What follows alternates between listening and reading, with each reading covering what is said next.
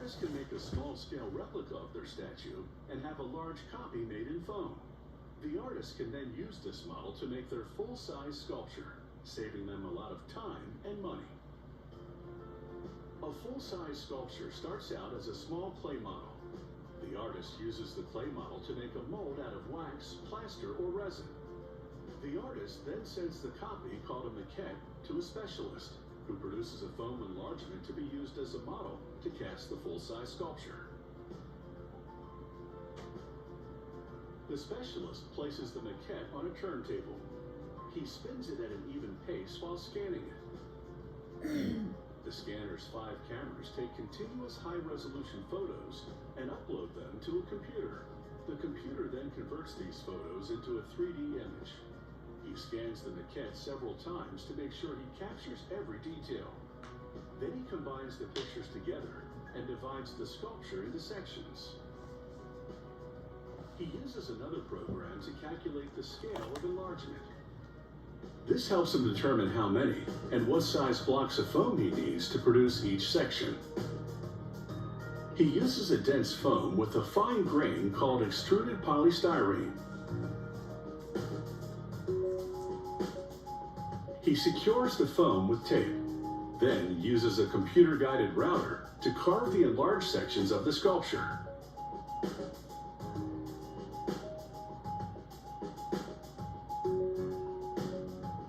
The larger and more detailed the part, the longer this process takes.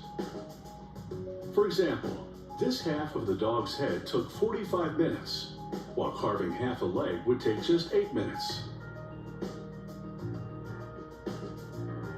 He uses a hot wire machine to slice through the block and free the carved part.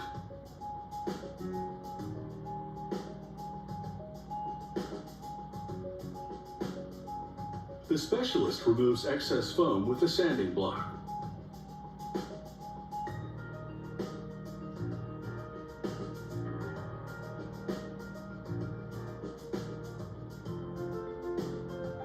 He makes sure adjacent sections line up properly, then tapes them together.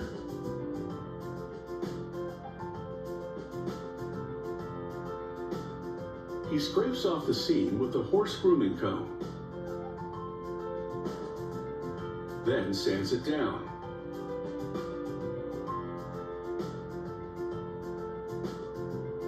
Next, he measures the sections so he can cut a steel pipe to the correct length. The steel pipe is used as a stiffener to make the sections more rigid. It also connects adjacent sections together.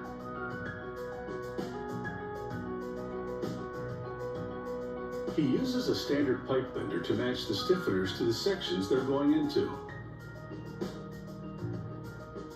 To embed the stiffener in the dog's leg, he first traces it on one side of the leg. Then he carves out a trough to the depth of the stiffener's diameter.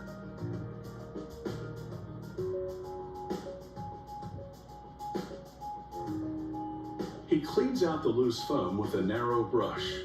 He checks to make sure the stiffener will fit.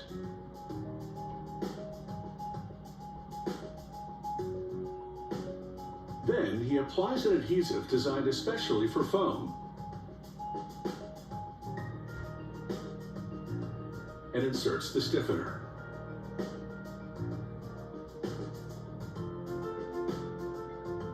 He places the other half of the leg on top, encasing the stiffener. He leaves about 6 inches sticking out of the leg. He inserts the protruding steel rod into a hole drilled in the enlargement.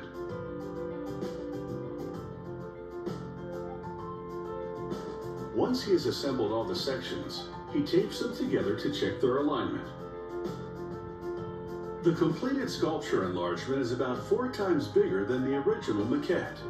It's now ready to be sent back to the sculptor, where he or she will cover it with clay and add fine details that can't be reproduced in foam.